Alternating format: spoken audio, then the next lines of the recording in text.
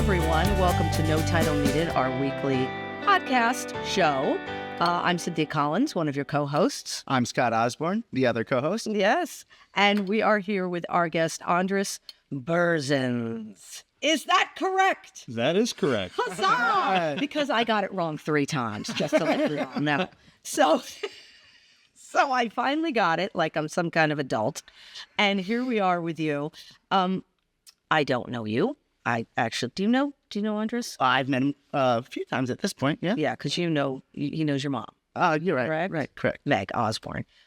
We have just met probably about 10 minutes ago, correct? Correct. That's what I like about this show.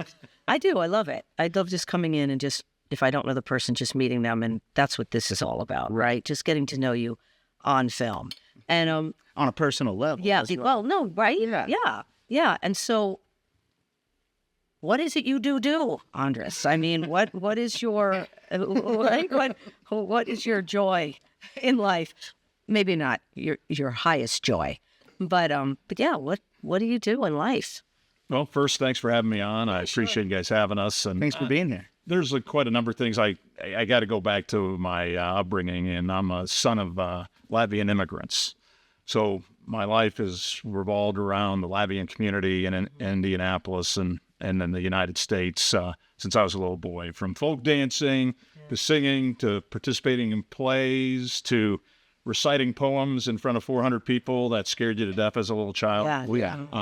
To everything else. So, I've always been active, finished the Latvian school here. I graduated. We have a Latvian community center in Indianapolis on 64th Street, and then went on to a high school in Michigan at Three Rivers. It's gadu, which is a summer high school program and camp program for Latvian kids, and you spend anywhere from 2 to 6 weeks there. So I've just always been engaged and involved in the community. Oh my God. First thing, it's totally interesting to me. Absolutely. And I had no idea, of course, that the Latvian community was so large in the central Indiana area, Now, when you had to go up to high school in Michigan, because I don't have a high school here, you know what I mean? Like, because you sounds like you continued your education all the way up till your senior year.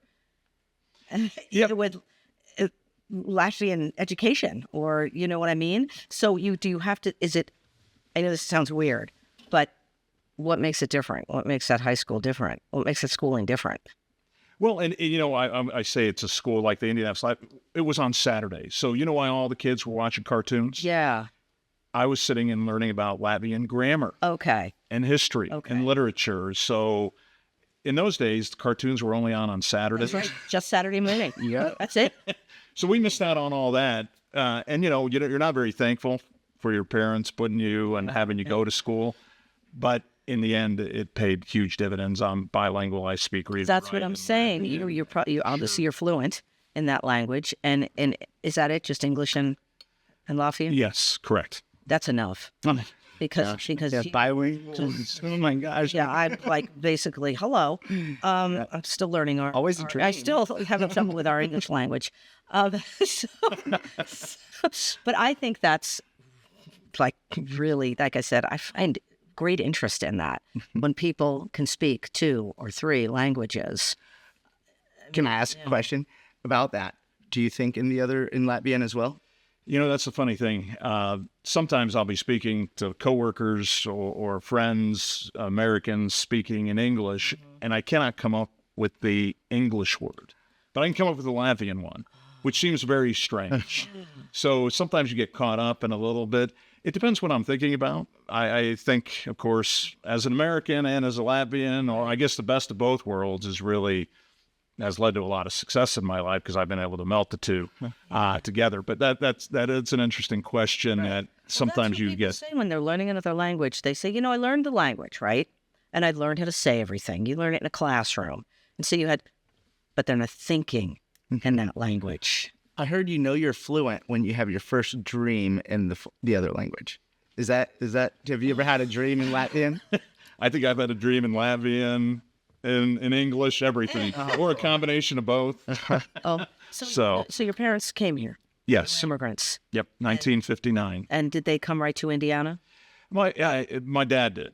He came here first because his brother was here. Of course, they were forced out of Latvia during World War II with the Russian invasion, and then spent really quite some time in the next 10 or 15 years in Germany.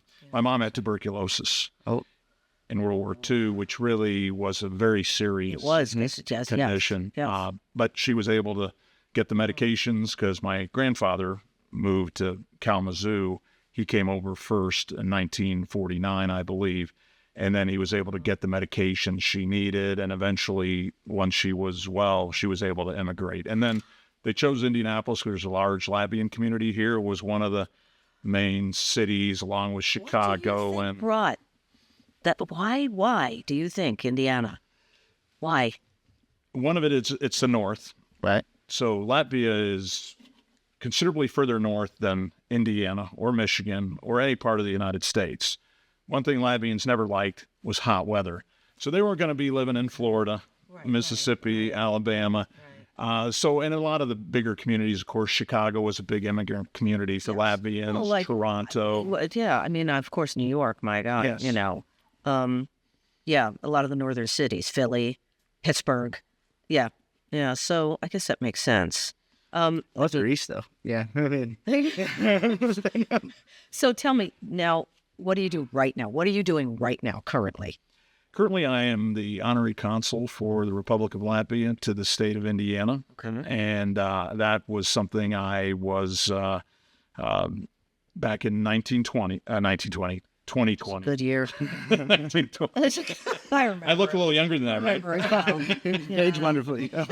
Oh, yeah. Sorry about that. But I was asked to consider that position. I had to apply for it, interview for it, go to Latvia, Riga, spend a week with the foreign ministry. And then once they approved me, I was named the honorary consul by the Latvian ambassador to the United States. So I started that as, of course, what came? COVID-19. Oh, right. Yeah. So everything shut down pretty quick, and thus, there was this lull. But I've been working on that, and one of my big passions is, of course, the Carmel, Indiana, and Jelgeva, Latvia sister city. Yeah, that's right. Of course, because they were here for the International Arts Festival. The dance troupe came over and did like 3 shows a day, and they were doing all the folk dancing. That's right. Of course, duh. I'm just putting it together. Yes, the sister city, which is gorgeous because I've seen the whole video of that city. They have a whole video presentation of that city. It really is lovely. So I'm assuming you've been. Have you been there? Oh, yes. City? I'm Yes. assuming, yes. Every time I'm in Latvia, I visit. I was just there this past summer visiting as well. So, Can I add one more thing? Yeah. What is the actual connection of a sister city? Because I feel like it's like a concept, but I don't know the details on it.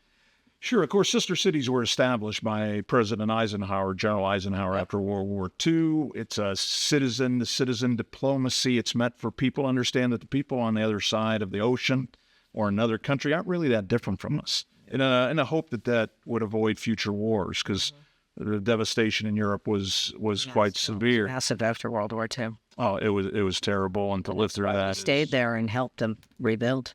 I know that's why there were military over there. My dad was there, so Okay, I know. absolutely. Thank you for his service. Oh, absolutely. That's Yeah, unbelievable. yeah, absolutely. But yeah. So that's. I think that's. I mean, obviously, I think it's excellent that Carmel is a sister city over there. It just sounds so. To me, it's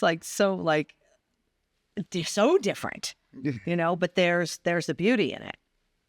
So different but the same. So different, but because people are people. I've traveled a lot Absolutely. through the world. You just find out people are they're just trying to make their way. They're just trying to live their lives. I have found that in my travels, which I'm sure that's your point. And that was Eisenhower's point. Most definitely. The Latvian people are beautiful people, rich, one of the richest histories in song and dance. And the reason we chose Jelgeva specifically was that's where my mother and my grandparents are from. So my grandfather was a police captain in Jelgeva between World War and World War II. We also tried to identify a city that was fairly similar to Carmel. And population-wise, it is. Mayoral-wise, it is. Their mayor, Andris Berzins, same name as mine, Andris Berzins, has a big focus on education and arts and music and dance, sports. Really a great sister city for Carmel. Oh, my God. All right, we're going to take a quick break, and we'll be back with our guest. Here we go, Andris Berzins. Ta-da. Ta-da.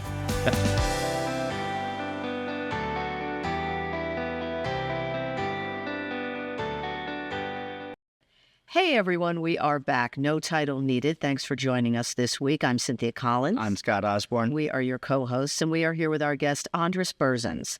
And let me just tell you something. Your last name, looking at your business card right now, is spelled exactly how it sounds. Berzins. Berzins. Hard to believe. It's a miracle that It sounds harder than it is. Put it that way. Exactly. Oh, my gosh. All right. So getting back to more important things. Not that your last name isn't important, because it is. You have lived, now you just mentioned us, so you've lived in Carmel since 87? Correct. Oh my gosh. So did you just move to Carmel? I mean, you grew up in Indianapolis, you went to North Central High School, and then you're like, I'm going to move to Carmel. Or why? Or what? You know what I mean? Yeah, my parents ended up moving my senior year, my freshman year. They moved in the Carmel, and then we lived over on the west side at the time. It was a part of Carmel, but needless to say, I had the privilege and experience of watching Carmel grow over the last 30 years, and it's remarkable. Right. What's been accomplished here, the beauty of the city, just the entire engagement of the community, the arts, music, culture. It's amazing. On a side note, I actually had a similar experience growing up swimming for Washington Township Swim Club, and then wrapping up my life back in Carmel, where I grew up as well. That's wild. It's funny, people in like Indiana, it's funny, they seem to gravitate back to their hometowns or close to it here in this state, I find. You see it in Lawrence and just about every other community in the area. People come back. Hoosiers. Yeah, we love it here. Yes, it must It's a great state. Hoosier hospitality is what we're known for, and Hoosiers stay Hoosiers and come home, I guess. I would agree. Yeah, I guess, I mean, I guess I can't explain it. You could explain it better than I can, because you guys are Hoosiers. What a race. Yeah. Agreed. Right. Hoosier Latvian. Yeah. Yes. Latvian, And the keynote on that. Latvian there, because you have your pins on. Yeah, it's the first thing I noticed, because I'm sorry to say, I didn't realize what flag that was when I saw that. So now I know. When you see it, even though a lot of people confuse it for the Austrian flag, well, there's a slight difference. The crimson red on ours is twice as wide as the white, and the Austrian ones are all equal. Okay. Now, Interesting. you'll need that for trivia sometime. Right. We have someone from Austria on. There you go. I'm gonna have to know what I'm talking about. My God. All right, so let's do the question of the week, shall we? Yes. That'll let's be do it. that. Go. All right. Go. So your life, what would you feel at the time was the biggest accomplishment as far as like a memory kind of experience? What seemed like the biggest thing you had ever done at that time? Well, I've been lucky, very lucky in my life, had a lot of great experience professionally and personally. I do believe probably the greatest accomplishment is what I've been able to get back to the Latvian community. I was president of the Latvian Center for 16 years, but then combining that with Carmel and the Carmel community, the one I live in, the one I have friends in, and it's my community. So now that we've been able to melt those two together, it's got to be the most rewarding experience that I've had. And the accomplishments have been huge. I know we talked a little bit about the dancers, but we also had a mayoral delegation. We've had Jelgeva artists. The Jelgeva Police Department has now sent 4 officers over, and Carmel sent 2 police officers to Jelgeva for a couple of weeks. So, when you look at all that, we've had library book exchanges.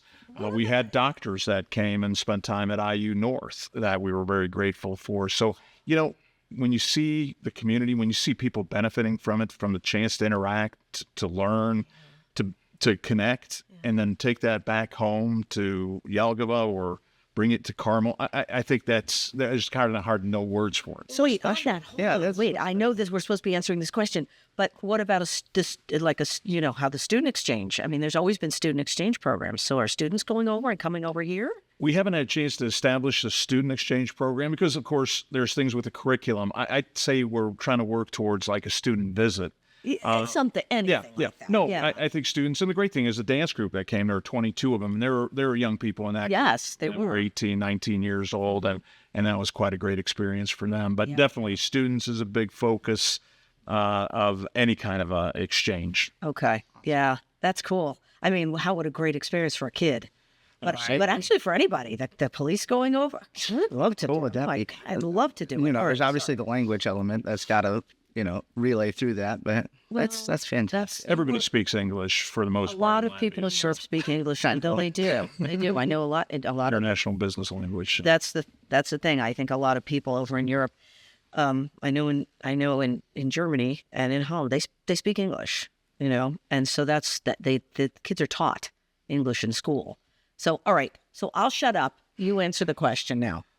Well, obviously, the first episode of starting the show was very fantastic. That's your accomplishment. No. This was a big feat, but no, that was. I'd have to say the first time I got a piece of public art posted, and actually it was also right here in the city of Carmel on Main Street. But having my the dean of my school at the time, I was still a student, and the mayor show up, and there was a big unveiling and ribbon cutting ceremony, and it finally felt like I had done something in my artistic career for the first time. It was that would have probably felt, and it was called Geometric Cityscape back in 2017. But that's actually one of the bigger pieces I've done. I don't know. I'll be perfectly honest with you. I mean, of course, through your life, you get accomplishments, you get a little accomplishment, and you keep moving, and you keep moving up. And if we're talking a profession, which is, performer, you just keep inching toward, those little accomplishments. And to me, it's never enough. You know what I mean? Keep working, always keep working. So the accomplishment to me is I'm a working actor, so keep working. That's really and it sounds very simple, and then personally, like that all goes together. When you're a performing artist, it kind of meshes together a lot because you're so immersed. At least I am. I can only speak personally, I guess. I'm so immersed in my profession that it is in my personal life too. My partner is a performer. You know what I mean? Our daughter, Lizzie, she's she still performs, she's so, I really, to be totally honest, I really don't know. I guess one accomplishment would be like, I never thought I would have to raise a kid, and I did. I helped. I assisted her mother.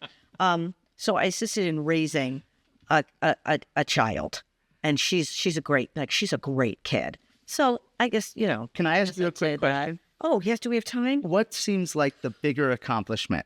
The first show of a performance or the last show of a performance? Oh, you mean in a run of a show? Yeah. Oh, there's never. For me, I love long runs. I'm like, when that show's closing, I'm like, oh, I could have done that differently. Oh, I got that idea. Oh, that take. So no answer? There's no answer. It has to. Okay. But I love those long runs. I could run. Great question. I could run a show. I've been on tours for 6 months. So and it's like just like still that last performance is still like, oh, I could have. There's still more to discover. Right. So anyway, all right. So enough of that. All right. Thank our friends here. Well, Yes. we are very, very happy to be at the Hotel Carmichael in Feinstein's, and thank you to them for letting us use this facility. Yeah, it's beautiful, and makes for a wonderful environment. It really does, and it's really beautiful here. Come see a show here, please. They have a huge variety of cabaret performers here, and they really got it going now.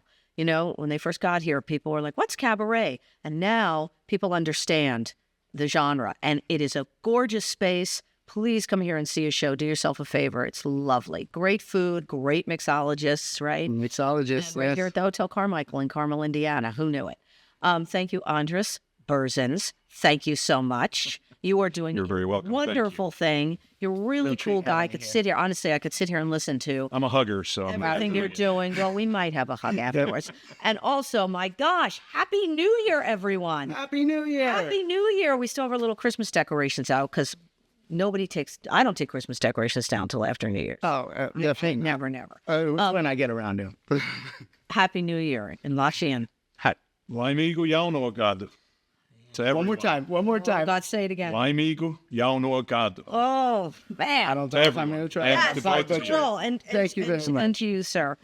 Thank you so much. And again, everyone, Happy New Year, and we'll see you next year in 2025.